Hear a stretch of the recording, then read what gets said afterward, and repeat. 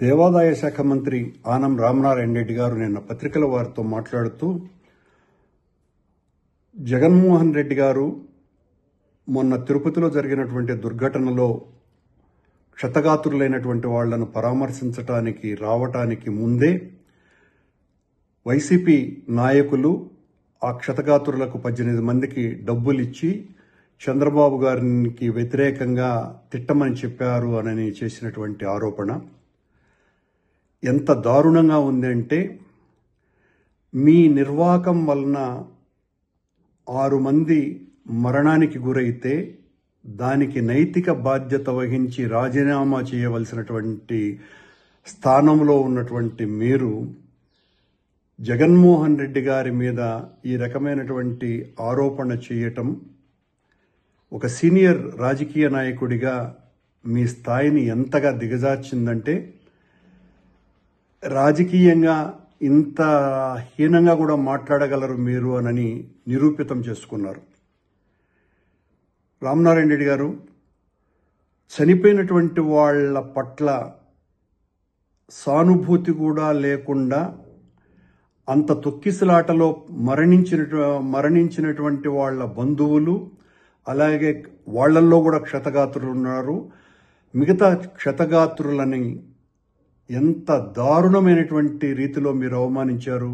వాళ్ల మీద ఆరోపణ వేసి వాళ్ల మీద సానుభూతి చూపాల్సింది పోయి, వాళ్లకు మీరు పరామర్శించి ఆర్థిక సహాయం చేయాల్సింది పోయి, మేము డబ్బులు ఇచ్చి మిమ్మల్ని తిట్టించడానికి వాడుకున్నారు అని ఆరోపిస్తున్నారంటే, అంటే ఆ సంఘటన మీరు రాజకీయం చేస్తున్నారా, మేము రాజకీయం చేస్తున్నామా అన్నది దీన్ని బట్టి చాలా తేటతెల్లమైపోయింది. అంటే మీకు క్షతగాత్రుల మీద కూడా సదభిప్రాయం లేదు. చనిపోయినటువంటి వాళ్ళ కుటుంబీకులు అందులో ఉన్నారు. వాళ్లను గురించి మీకున్నటువంటి అత్యంత నీచమైన అభిప్రాయం, వాళ్ళు డబ్బులు తీసుకొని చంద్రబాబును తిట్టినారు. ఇది మీ ఆరోపణ. ఇంతకంటే దారుణం మరొకటి ఉన్నదా? ఈ మొత్తం ఎపిసోడ్లో వైసీపీ నాయకులు లేకపోతే మేము కానీ ఎవరూ కూడా మీ పాత్రకు సంబంధించి ఏమీ మాట్లాడలేదు కాబట్టి, తద్వారా మీరు నా అస్తిత్వం ఎక్కడ తగ్గిపోతుందోనని ఈ రకమైనటువంటి ఆరోపణలకు దిగినారేమో అర్థం కావటం లేదు.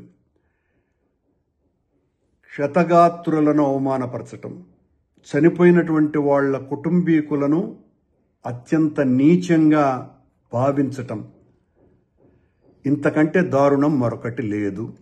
అలాగే మేము అక్కడికి వచ్చినప్పుడు జగన్మోహన్ రెడ్డి గారిని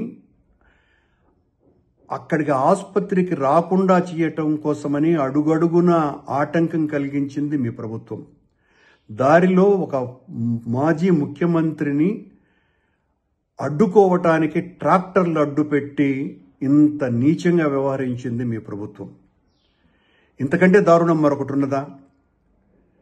మీరు ఎన్ని రకాలైనటువంటి దుర్మార్గపు చర్యలు చేశారో జగన్మోహన్ రెడ్డి గారిని అడ్డుకోవటానికి.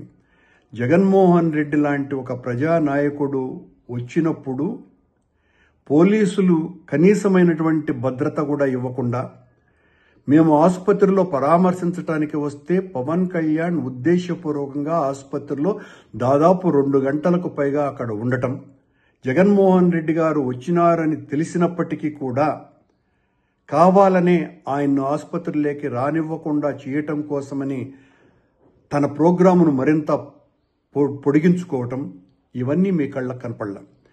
అట్లాగే నిన్న డబ్బులిచ్చినటువంటి మేము ఈ డబ్బులిచ్చినామని వైసీపీ వాళ్ళ మీద మీరు ఏదైతే ఆరోపణలు చేస్తున్నారో అవన్నీ సీసీ కెమెరాలలో రికార్డ్ అయినాయి అని చెప్తున్నారు.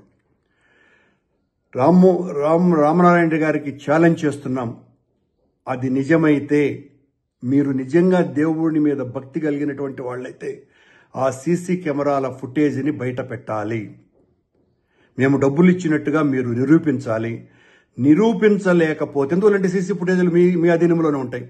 నిరూపించలేకపోతే వెంటనే మీ పదవికి రాజీనామా చేయాలి. మమ్మల్ని అసలు జగన్మోహన్ రెడ్డి గారు వచ్చేంత వరకు మమ్మల్ని ఆసుపత్రి ముఖం వైపు కూడా రానివ్వలేదు మీ పోలీసు, మీ అధికార గణం. మేము డబ్బులు ఇచ్చి మీ చంద్రబాబు నాయుడిని తిట్టించినామని చెప్తున్నారు మీరు. అంటే చంద్రబాబు నాయుడు గారి పాలన మీద క్షతగాత్రులకు ఉన్నటువంటి అభిప్రాయం ఏందో చాలా స్పష్టంగా అర్థమైపోయింది. మీ ప్రభుత్వం మీద, మీ నాయకుడి మీద ఏ రకమైనటువంటి అభిప్రాయాలు ఉన్నాయనని. దయచేసి వెంటనే మీరు సీసీ ఫుటేజీలని బయట పెట్టాలా, లేదా మీ పదవికి రాజీనామా చేయాలా. ఇంత నీచంగా వ్యవహరించినాను నేను, నా తప్పిదం ఇదేనని మీరు మీ పదవికి రాజీనామా చేయాలి. మీ చర్య ఎలా ఉన్నది అంటే, మీ పార్టీలో మీ పదవి దేవాదాయ శాఖ మంత్రి అయినప్పటికీ కూడా మిమ్మల్ని పట్టించుకునే వాళ్ళు ఎవరు లేరు కనుక, అదేదో సామెత ఉంది, తోలుగుడ్డు పెట్టే కోడికి ఎంత విలువ ఉందో నిజమైన గుడ్డు కాకుండా తోలుగుడ్డు పెట్టేటువంటి కోడికి, ఆ రకమైనటువంటి కోడిగా మీరు తెలుగుదేశం ప్రభుత్వంలో మంత్రిగా ఉన్నారు. తోలు గుడ్లు పెట్టేటువంటి కోడిగా మీరు ఆ సీసీ ఫుటేజ్ని వెంటనే ఈరోజే బయట పెట్టాలి. మేము డబ్బులు ఇచ్చినట్టు నిరూపించాలి, లేదా పదవికి రాజీనామా చేయాలి.